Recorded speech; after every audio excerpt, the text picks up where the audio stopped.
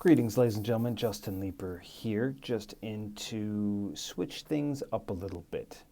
So hopefully most of you know me for writing pro wrestling video game stories, Road to WrestleMania mode in particular.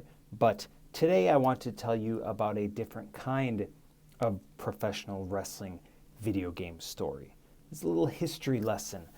Some of the people in the comments were asking me about this a little bit and urging me to do a video. So, sure, I'm here at the sound booth again. I have a little bit of time, so I thought I would kind of lay this out for you. And this story is about how a toy manufacturer ended up with the WWE video game license.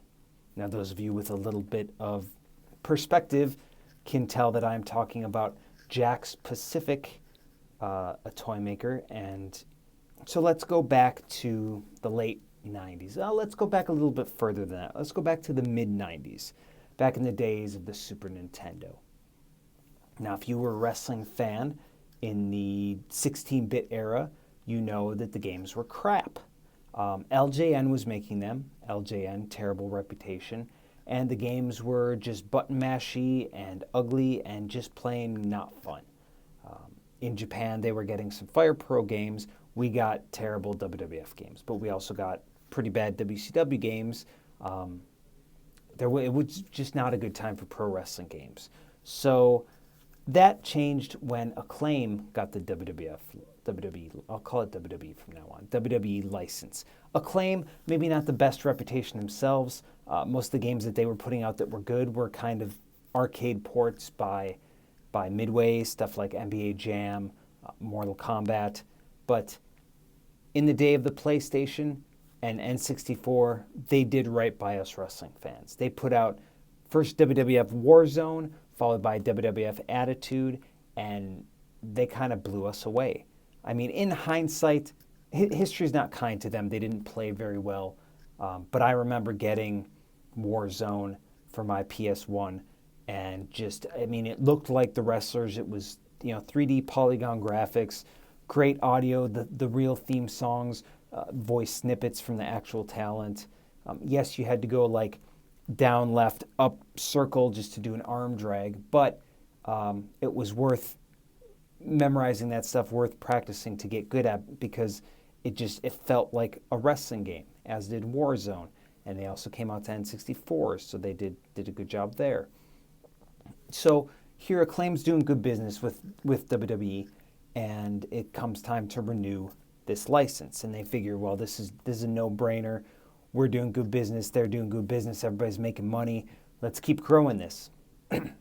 So when WWE came to them, when the licensing team at WWE came to them and said, you know what, guys, we're not going to be renewing with you.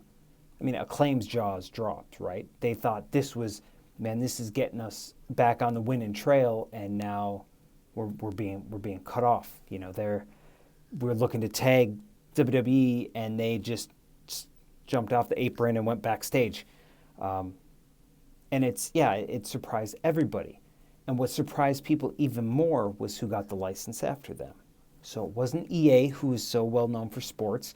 It wasn't THQ, who themselves were making some pretty decent, they're making good WCW games like WCW NWO Revenge on N64, and they're making some not good WCW games like Nitro for the PlayStation, which I played I was able to have some fun with it, but that's just more because I was a wrestling fan than it being any kind of a good game. It wasn't THQ, wasn't Activision, it was Jakks Pacific. And how did Jakks Pacific get that license? Because not only were they a toy manufacturer, they didn't have the infrastructure, the knowledge, the employees to publish a video game. So what were they doing with the WWE video game publishing rights, right? It seems really weird. So once the lawsuits came out, we found out the narrative that WWE paints is that people from Jakks Pacific paid hundreds of thousands of dollars in bribes to higher-ups in WWE's licensing department, which seems like money well spent if it's true, because Jakks Pacific went on to make tens of millions of dollars for video games that they literally weren't able to make. So what this lawsuit also said is that the licensing team at WWE actually hid more lucrative offers from actual video game companies. So EA was interested, Activision was interested, THQ was interested. Of course, Acclaim wanted to keep holding on to that license, but somehow the people at WWE who had verifiable relationships with the people at Jakks Pacific hid these other offers from the main people at WWE. So WWE, I guess, thought nobody's interested in us. Okay, well, I guess we'll go with these Jakks guys. So in these lawsuits, WWE sued Jakks Pacific and sued THQ. Now THQ was relatively harmless in this. They were kind of savvy about it. What they did, they knew that if they wanted to make these WWE games, they had to strike a deal with Jakks. So they did kind of a co-publishing deal with Jakks Pacific, where they pretty much just paid them to kind of sublease this license from Jakks, because Jakks did nothing else. They got their name put on the on the opening credits of the game, but really didn't do anything else. THQ handled all that. Of course, we saw they went with Yuke's, and Yuke's did all the development, and Yuke's did the publishing, and went on for years and years and years to make good money. And then there was another lawsuit where THQ this time sued. Well, let's stick with the WWE lawsuit. So WWE sued both THQ and Jakks because of this, the ill-gotten gains of this license.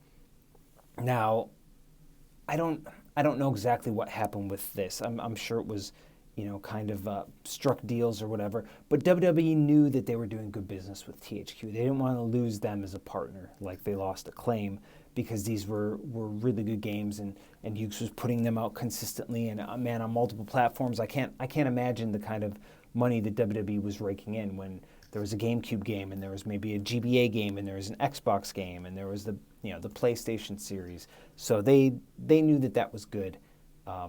So there's probably just some money that exchanged hands to kind of make that go away. But then THQ sues Jakks in, 2008, maybe 2009. So while I was at THQ sued Jakks because they said that this original, I think it was a 5-year licensing deal, Jakks went and re-upped it with WWE without THQ's approval. Can you imagine that? So Jakks kind of is pimping out this license that they themselves can do nothing with, and then they renew it without kind of behind THQ's back.